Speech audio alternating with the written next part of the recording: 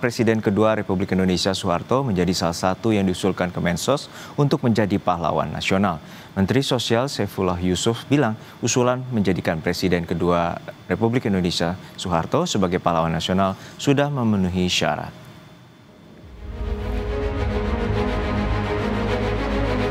Menteri Sosial Saifullah Yusuf bilang nama Presiden kedua Republik Indonesia Soeharto sudah beberapa kali diusulkan menjadi pahlawan nasional. Namun ketika itu menuai kendala karena adanya TAP MPR soal korupsi, kolusi, dan nepotisme. Namun setelah TAP MPR tersebut dicabut, usulan Soeharto sebagai pahlawan sudah memenuhi syarat normatif. Menurutnya pemerintah akan mendengarkan berbagai pendapat, namun juga menimbang kebaikan dari Presiden kedua RI Soeharto. Mengkaji lagi di Kementerian Sosial juga dipastikan lagi lewat beberapa tokoh, mulai dari akademisi, sejarawan, juga kita tokoh-tokoh masyarakat ya, yang bersama-sama mendiskusikan usulan-usulan dari daerah. Nah, setelah itu kami nanti akan lanjutkan ke Dewan Gelar. Dewan Gelar nanti akan dikaji lagi dan baru selanjutnya ke Presiden. Nah, dari nama-nama yang ada yang ramai itu adalah tentu di situ ada Pak mantan Presiden Soeharto, ada Gus Dur, gitu, dan tokoh-tokoh lain lah, banyak sekali ya.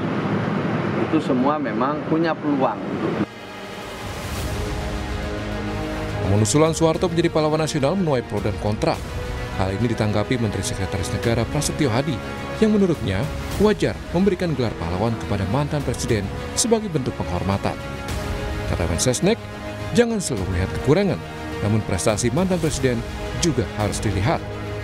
Menurut kami, ya mantan-mantan presiden itu sudah sewajarnya untuk kita mendapatkan penghormatan dari bangsa dan negara kita. Jangan selalu melihat yang kurangnya, dan kita lihat prestasinya.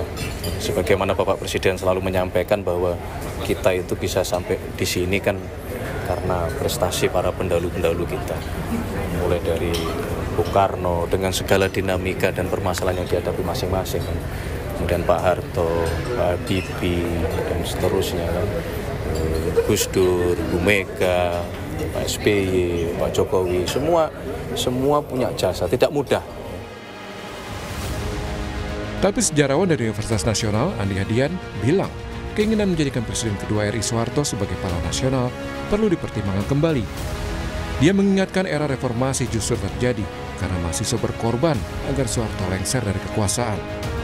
Dia juga tokoh sejarah penting dalam sejarah kita. Sebagai sejarawan, saya tidak bisa menisbikannya. Tapi kita juga harus melihat bahwa sejarah itu adil ya.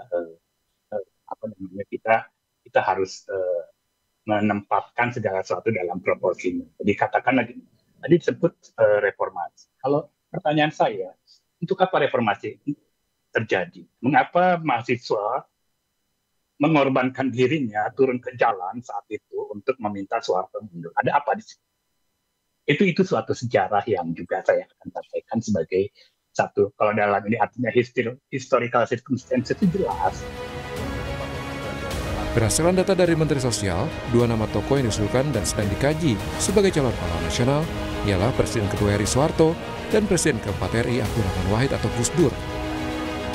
Usulan ini diberikan oleh sejumlah kepala daerah dan akan dikaji akademisi, tokoh masyarakat sebelum dibawa ke Dewan Gelar. Tim Liputan, Kompas TV.